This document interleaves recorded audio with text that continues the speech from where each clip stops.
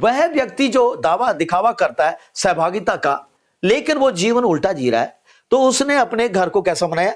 लड़ाई, झगड़े, कलह, कलेश, व्यभिचार, गंदे काम, नशे, पत्ते, हर तरह का बखेड़ा, जो भी गलत काम है, जो रोमियो 1 अध्याय उसकी 23 से 27 तक लिखी है, वो सारी बातें आपको उसके घर में देखने को मिलेगी। तो वो कौन सा माहौल है? नरकीय माहौल है। वो कौन सा माहौल है? नरकीय माहौल है।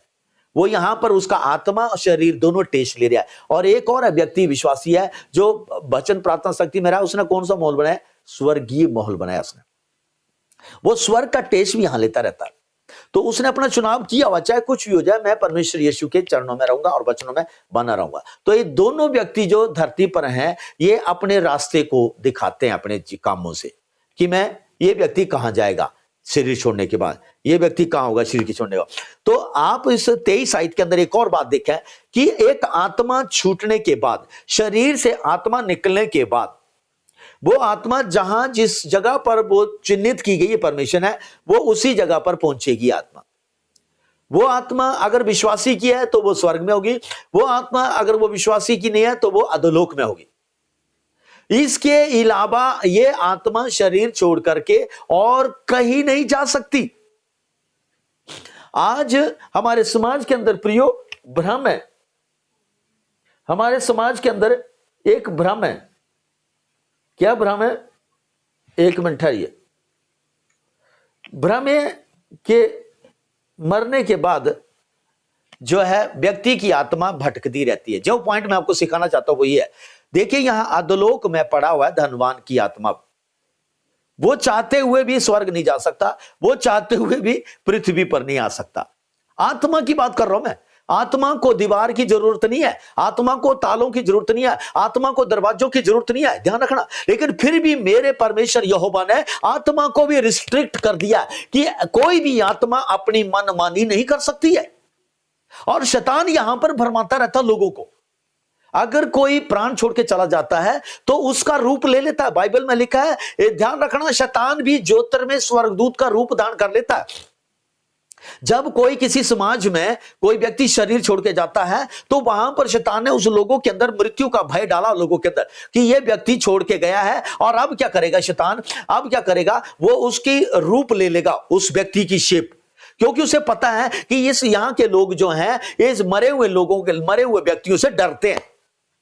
तो अब शैतान को मौका मिल गया, उसने अपनी दुष्ट आत्मा को ट्रेंड किया कि आपने इस गांव के अंदर रहना, घूमते रहना, और जो भी रात को व्यक्ति सोएगा और उसका प्राण और उसका आत्मा जब वो हवा में ट्रेवल करता है तो वो दुष्ट आत्माएं जो हैं उनका रूप ले लेते हैं उस मरे हुए व्यक्ति का, और उस व्यक्ति की आत्मा से वो मिलते हैं, बात करता है दुष्ट आत्मा।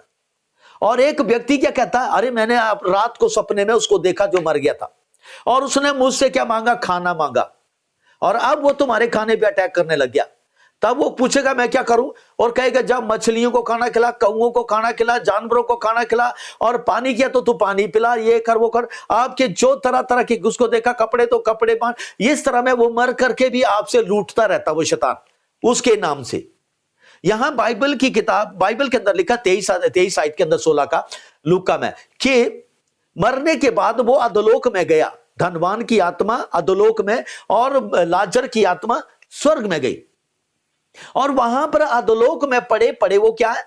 देख रहा है, किसको? लाजर को देख रहा, आनंद मना रहा, और लाजर उसे देख रहा, वो पीड़ा में पड़ा हुआ तड़फ रहा है।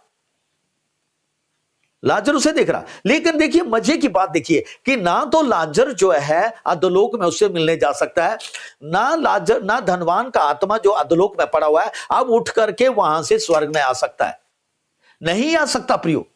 सो मेन बात देखिए यहां पर कि परमेश्वर ने आत्माओं को भी एक जगह ठहराई हुई है।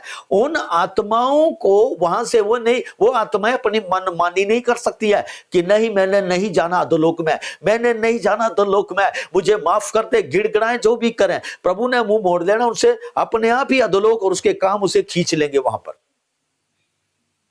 सो ये बात क्लियर होनी चाहिए आप लोगों को जो मुझे सुन रहे हैं जगह जगह से, कि जब भी कोई व्यक्ति शरीर छोड़ के जाता है तो उसकी आत्मा प्रियो इधर उधर नहीं भटकती है, उसकी आत्मा उस ठहराए हुए स्थान में पहुंचती है। आज जो जितने भी कई लोग हैं, रूढ़िवादी लोग हैं, खास कर गांव में, पहाड़ों में और शहरों में भी ऐसे लोग हैं बहुत सारे, जो इन चक्रों में पड़े रहते हैं कि मरने के बाद उनके लिए कई तरह के योगदान करते रहते हैं, दान पुण्य करते रहते हैं, उनके नाम से ये करते हैं वो करते हैं, सोचते हैं कि उनकी आत्मा को शांति मिलेगी। प्रियो, सोचिए ध्यान से, अगर वो व्यक्ति जब जिंदा था, अगर तब उसने उसके जीते जी आपने उसके मुंह पे 4 शब्द बोले थे, आप बड़े अच्छे हैं, आप बहुत अच्छे हैं, आप सेवादार हैं, आप सेवा करते हैं और आप बड़ी सहायता करने वाले हैं, उसको कितनी अच्छी मिली, शांति मिली थी। उसके मरने के बाद तुम क्या कर रहे हो, उसे कुछ नहीं मिलेगा प्रियो। उसके नाम से तुम जो मर्जी करो, उसकी आत्मा ने जहां जाना है वहां जा चुकी है, क्यों, जो उसने डिसीजन ले लिया वहां पहुंच चुकी है वो धरती पर। हालेलुया।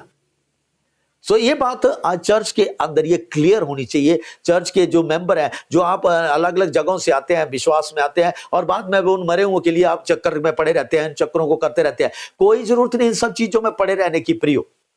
परमेश्वर का वचन साफ साफ आंखें खोलता हमारी कि जो भी व्यक्ति धर्मी जब मरते हैं, धर्मी जब सोते हैं, तो वो परमेश्वर के पास होते हैं। उनके लिए आनंद मनाओ कि वो अपने अनंत घर में पहुंच गया। उनके लिए रोने की भी जरूरत नहीं है, क्योंकि वो अपने इटर्नल होम में पहुंच चुके हैं, वहां शांति है, वहां आनंद है। हालेलुया। लेकिन किसी की भी आत्मा धरती पर नहीं भटकती है, किसी की भी आत्मा धरती पर नहीं भटकती है। एक ही आत्मा भटक रही है, वो कौन सी है? दुष्ट आत्मा है। एक ही आत्मा है जो भटक रही है धरती के ऊपर, वो कौन है? चर्च बोले, दुष्ट आत्मा है। वो दुष्ट आत्मा भरते हैं। आपको पता है आयूब की पत्री में आपने पढ़ा होगा, आयूब की पत्री में जब परमेश्वर ने सिंहासन लगाया